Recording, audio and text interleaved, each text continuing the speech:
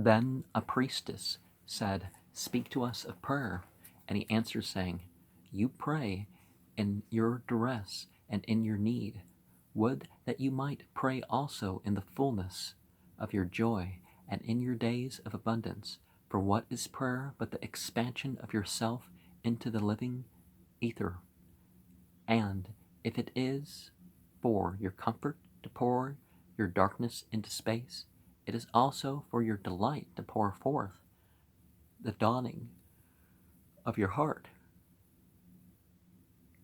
And if you cannot but weep when your soul summons you to prayer, she should spur you again and yet again through weeping until you shall come laughing."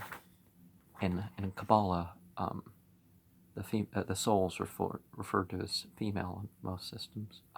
When you pray, rise to meet in the air those who are praying at that very hour, and whom, save in prayer, you may not meet.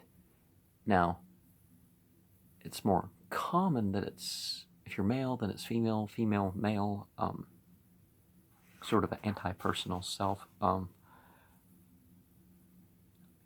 Therefore let your visit to that temple invisible be for naught but ecstasy and sweet communication.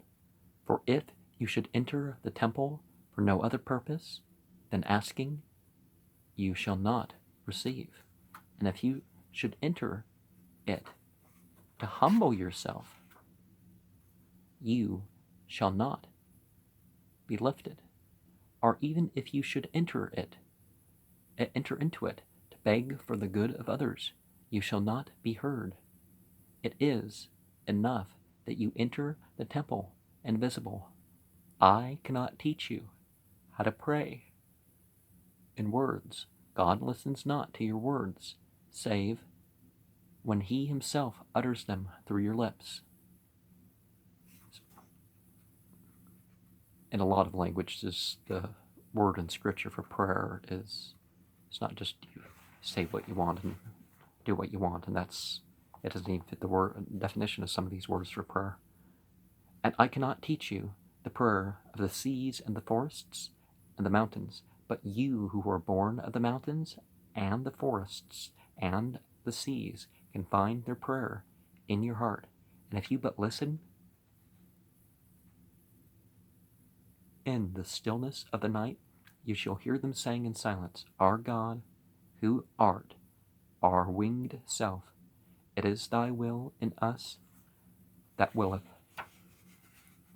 It is thy desire in us that desireth. It is thy urge in us that would turn our nights, which are thine, into days which are thine also. We cannot ask thee for aught, for thou knowest our needs before they are born in us. Thou art our need, and in giving us more of thyself, thou givest us all. And it's important in all things, really, but to remain equiposed, particularly when it comes to acts of worship.